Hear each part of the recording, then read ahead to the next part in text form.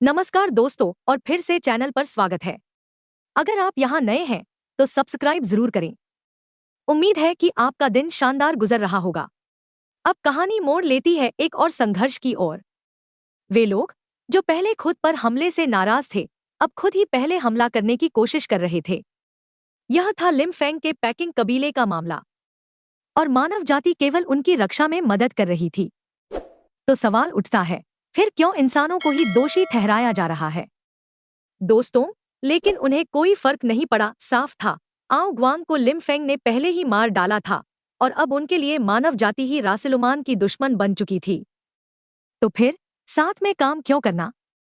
क्या सब भूल गए कि पहले लिमफेंग ने आओ कुआन को माफ किया था, लेकिन फिर भी आओ कुआन ने दोबारा विवाद खड़ा किया? प्राचीन राष्ट्र की रक्त रेखा का दावा कर आओ कुआन ने एक बार फिर लिमफेंग को मारने की कोशिश की, लेकिन अंजाम क्या हुआ? वो खुद ही मार डाला गया। अब आता है आउटियान, जिसे कोई परवाह नहीं थी। उसने दबाव बढ़ा दिया। उसने सीधा अल्टीमेटम दिया, लिमफेंग को हमारे हवाले करो, वरना हम तुम सबका अंत कर देंगे। लेकिन दादाजी शाओटियान ने इनकार कर दिया। दोस्तों, क्योंकि उनके लिए लिमफेंग सिर्फ एक व्यक्ति नहीं, बल्कि उनके कबीले का उपकारक था, और वे उसे न तो सौंपेंगे न ही धोखा देंगे। इस इनकार से आउटियान और भी भड़क गया। उसने अपनी ऊर्जा और दबाव को इतना बढ़ा दिया कि जमीन तक फटने लगी। शाओटियान के पिता घबरा उठे, लेकिन तभी शाओटियान खुद प्रकट हुआ। वह अब सहन नहीं कर पा रहा था कि उसका पिता और दादा यूं दबाव में झुकते जाएं।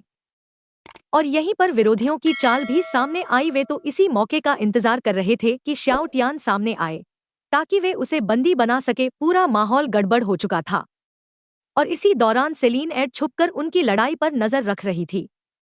अब आउटियान ने अपना शक्तिशाली हमला शुरू किया, विशालकाय ड्रैगन के पदचिन्ह जेजक काकी नागा रक्सासा।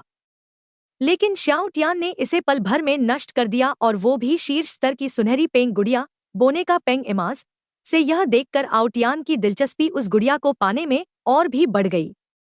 फिर उसने अपनी एक और जबरदस्त तकनीक का उपयोग किया। एक विशाल रक्त राक्षस ड्रैगन को बुलाया गया। यह रक्त ड्रैगन तेजी से दौड़ा, और सुनहरी जैसे ही लिनएयर वहां प्रकट हुआ, सभी ने देखा कि वह मानव जाति से है, जिससे आउटियान को शक हुआ कि यह लड़का कहीं लिनफेंग का बेटा तो नहीं।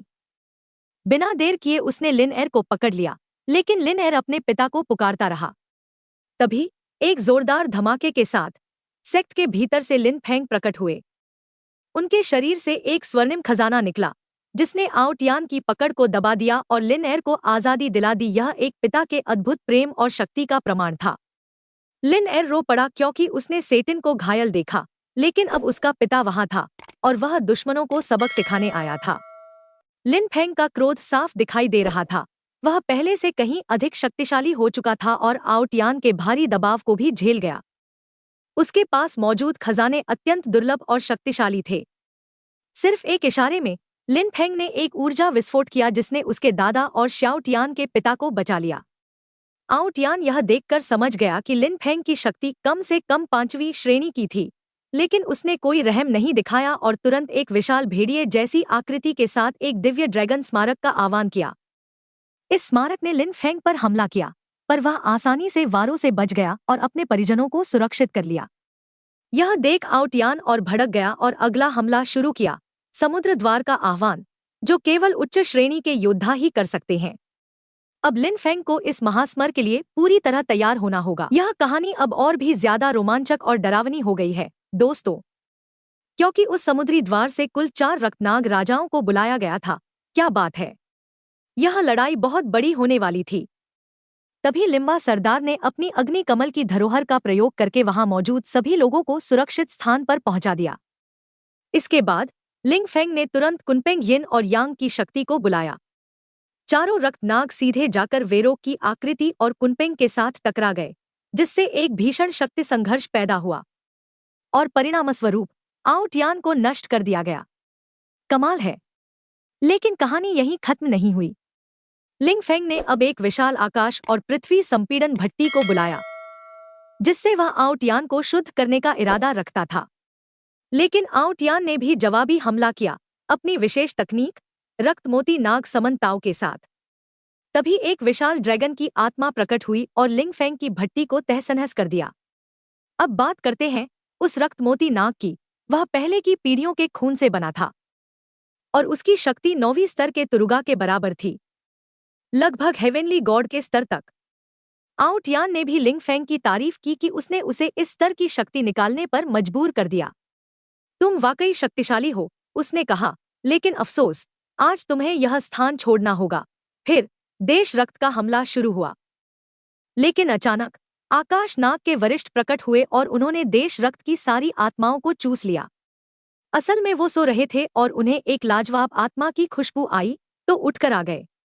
और मजेदार बात यह है कि वह नाग आकृति पहले से ही 9वीं स्तर के तुरुगा तक पहुंच चुका था। उसने कहा, क्या स्वाद है, हाँ हाँ हाँ। अब आउट यान चौंक गया। उसके रक्तनाग राजा को ऐसे ही निगल लिया गया? यह कैसे संभव है? लिम्फो भी हैरान था, क्योंकि उसने तो पहले कहा था कि वह मदद नहीं कर सकता। फिर अब अचानक वह कैसे बाहर आ गया? तो दोस्तों, कहानी में नया मोड़ तब आया जब वरिष्ठ आकाश नाग ने कहा, अरे, कभी कभी थोड़ा कसरत करना भी जरूरी होता है। हर वक्त सोते सोते थक गया हूं मैं। हाँ, लेकिन हम सब जानते हैं, वो तभी बाहर आता है जब उसे खुद कोई फायदा हो, और इस बार उसे बस कुछ स्वादिष्ट आत्माएं खानी थी, इसलिए वो बाहर आया। अब दुश्मन हैरान थे, ये वरिष्ठ आकाश नाग कौन है और इसने रक्तनाग को कैसे चूस लिया?